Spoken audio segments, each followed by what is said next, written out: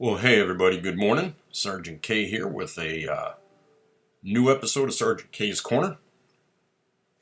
Maybe you wonder why you haven't seen a Sgt K's Corner in a couple of weeks.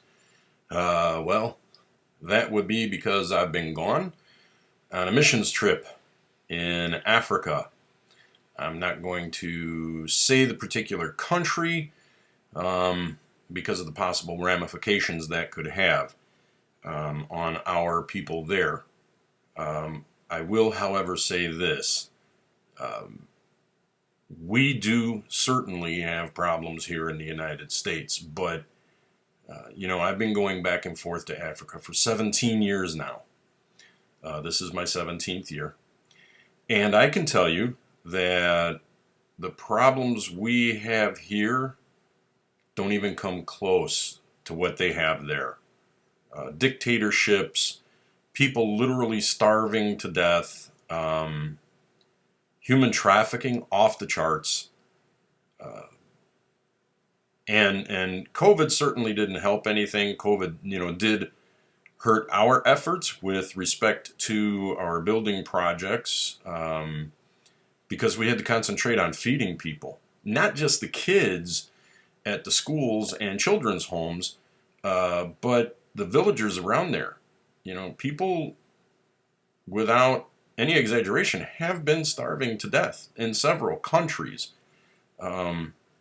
partially because of the war in Ukraine. And Vladimir Putin has managed to cut off a source of food, and the Pakistanis, in their infinite wisdom, have become very opportunistic and raise the price of food. And while these countries do grow a bunch of their own food, they don't grow enough. They have to deal with things like droughts, and it kills crops and all those different things. So anyway, we were there. And for me, even with having done this for 17 years and even having been in the military, this was one of the most emotional and difficult trips I'd ever been on.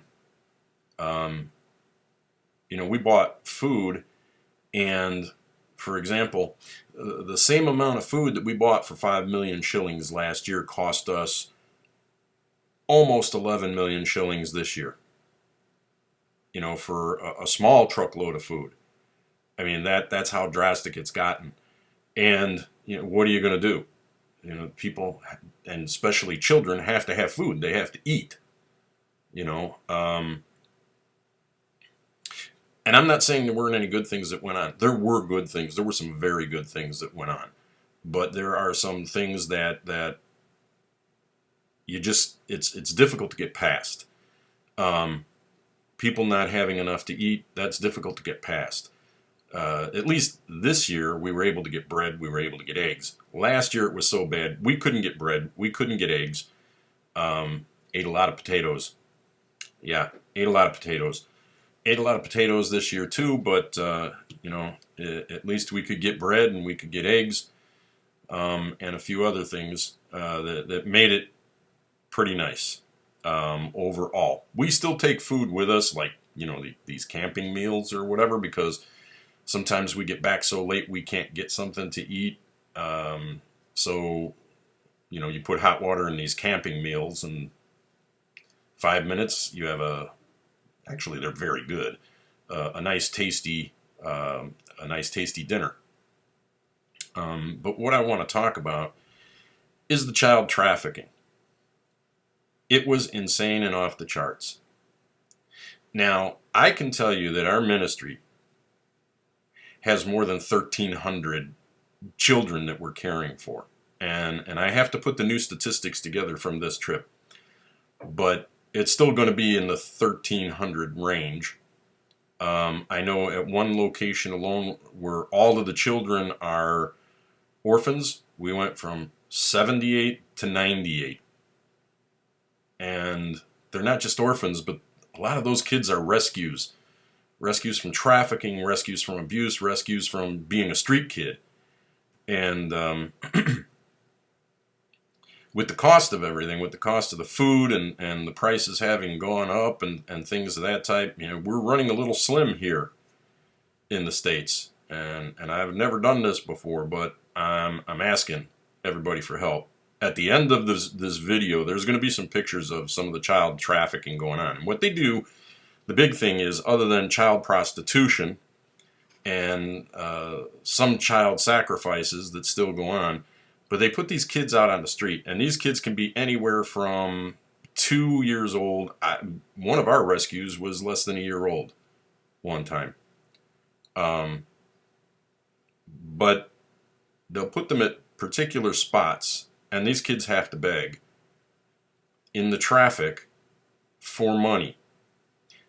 And people walking by, the smaller kids, they primarily do the people walking by. Babies, they will have like anywhere from a 10-year-old to a 15-year-old girl walk around in the traffic with the babies and hold their hands out and come up to your vehicles. Well, it's illegal to give them money because they're trying to dissuade them from doing this. And so if you get caught giving them money, you're the one that gets arrested. Also, too, you can't just drive up and snatch up on one of these kids. You're literally putting your life in jeopardy doing it. I've done a few things over the years and put myself in danger. And my team over there, they've learned to tell when I'm about to do something, and they've learned to stop me in some cases before I do it. But we need help. We need help. We're a very small organization that does a lot of really big things, and I know I have a lot of Christian friends out there, and even some non-Christian friends who are really happy with the work that we do. And I want to go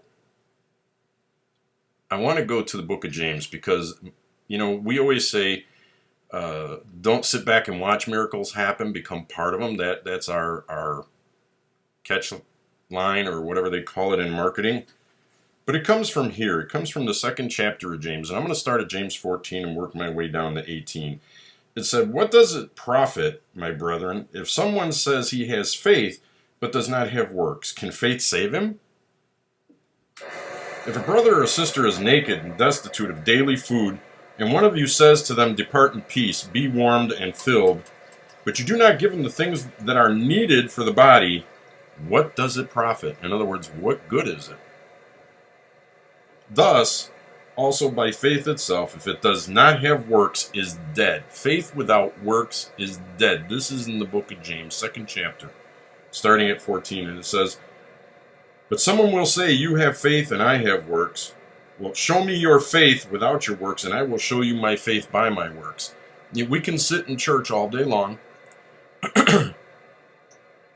and say, "I'm faithful and I'm faithful and I tithe and I sit here and I'm here every Sunday and I listen to the pastor and blah blah blah blah blah." But if you're not doing anything, and it all goes together, if you're not doing anything to show that the Spirit lives inside you, if you're not moving, if you're not doing something, if you're, especially here, if you know that somebody is in need and you don't do anything about it, your faith is dead. Your faith is dead. Now, there's a lot of need, and we're at the end of September, we have October, November, and December, and Christmas coming, and we have to get ready for Christmas.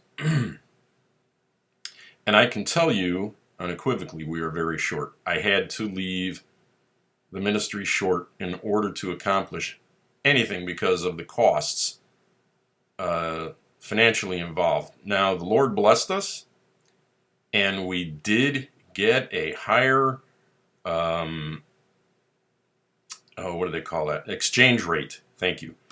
A higher exchange rate for our money than what we would normally get.